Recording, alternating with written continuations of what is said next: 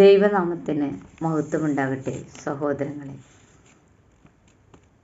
1-ാം സങ്കീർത്തനം 1-ാം വാക്യം ചില കാര്യങ്ങൾ നമ്മെ ഓർമ്മിപ്പിക്കുന്നുണ്ട്. ഭക്തി കെട്ടവരുടെ ആലോചന പ്രകാരം നടക്കാത്ത മനുഷ്യൻ അനുഗ്രഹീതനാണെന്നാണ് ഇവിടെ പറയുന്നത്. അതായത്, നാം നീതിയുള്ള പാതയിലൂടെ നടക്കാൻ ആഗ്രഹിക്കുന്ന വ്യക്തിയാണെങ്കിൽ ദൈവത്തെ ദൈവമായി അംഗീകരിക്കാത്ത വ്യക്തികളുടെയും ദൈവത്തിൻ്റെ നിയമങ്ങൾ ലംഘിക്കുന്നവരുടെയും ഉപദേശം തേടരുത് എന്ന് തന്നെയാണ് അർത്ഥമാക്കുന്നത്. ഇങ്ങനെയുള്ള ദുഷ്ടന്മാർ അല്ലെങ്കിൽ ഭക്തി കെട്ടവർ ദൈവത്തിൻ്റെ നിലവാരത്തിനനുസരിച്ച് ജീവിക്കാതെ ലോകത്തിൻ്റെ നിലവാരത്തിനനുസരിച്ചാണ് ജീവിക്കുന്നത്. ഇവരെ ദുഷ്ടന്മാർ എന്ന് തന്നെയാണ് വിളിക്കുന്നത്. ഇവരോടൊപ്പം നടക്കരുത് എന്നാണ് നമ്മെ ഇവിടെ ഉത്ബോധിപ്പിക്കുന്നത്. നമ്മുടെ സുഹൃത്തുക്കൾക്ക് നമ്മുടെ ജീവിതത്തിൽ മാറ്റം വരുത്താനാകും. നമ്മുടെ സുഹൃത്തുക്കൾ മേൽപ്പറഞ്ഞ രീതിയിലുള്ള ദുഷ്ടന്മാരാണെങ്കിൽ അവരുടെ കൂടെയാണ് നാം നടക്കുന്നതെങ്കിൽ നമുക്ക് ദൈവത്തെ സ്വീകരിക്കാനാകില്ല എന്ന് തന്നെയാണ് ഇവിടെ വ്യക്തമാക്കുന്നത്. അതിനാൽ നാം നടപ്പിനെ നിയന്ത്രിക്കണം. പാപികൾക്ക് അവർ നിൽക്കുന്ന ഒരു പാതയുണ്ട്. ആ പാതയിൽ നിരവധി പേർ നിൽക്കുന്നതായി നമുക്ക് കാണാം. എന്നാൽ അധികം പേർ നിൽക്കാത്ത നീതിമാന്റെ പാതയിൽ നിൽക്കാൻ നീതിമാൻ ഭയപ്പെടുന്നില്ല. ജീവന്റെ വഴി കാണിച്ചു തരുന്ന യേശുവിൻ്റെ പാതയിൽ നിൽക്കാൻ നീതിമാൻ ഇഷ്ടപ്പെടുന്നു. മത്തായി 7:13 പറയുന്ന ആ പാതയിൽ അധികം പേരില്ല, എങ്കിലും ആ പാതയിലാണ് നീതിമാൻ നിൽക്കാൻ ഇഷ്ടപ്പെടുന്നത്. ഇനി ഒരു ഇരിപ്പിടമുണ്ട്. ദൈവജനത്തെയും ദൈവകാര്യങ്ങളെയും വിമർശിച്ച് പരിഹസിച്ച് ഇഷ്ടപ്പെടുന്നവർ ഇരിക്കുന്ന ഒരു കസേര.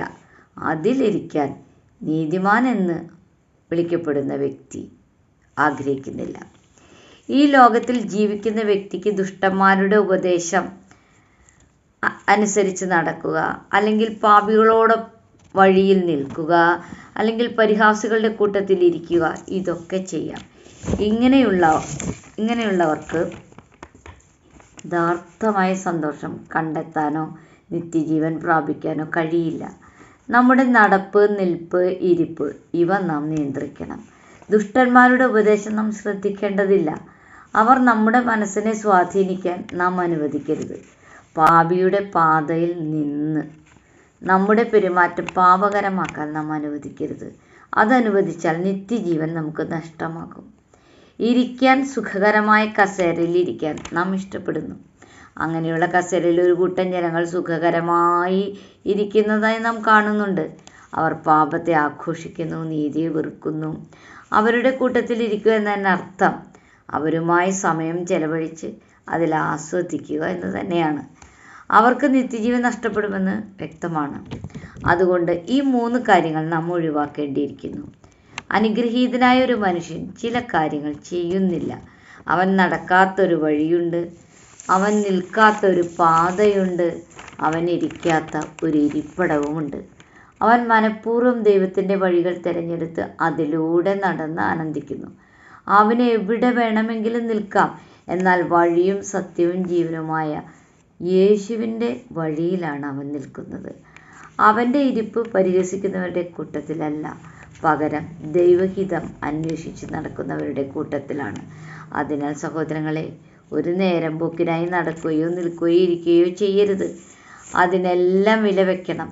അല്ലെങ്കിൽ നഷ്ടമാകുന്നത് നിത്യജീവനാകും. നീതിമാന്റെ നടപ്പ്, നിൽപ്പ്, ഇരിപ്പ് ഒരുപക്ഷെ ഈ ഭൂമിയിൽ സന്തോഷം തരില്ലായിരിക്കാം.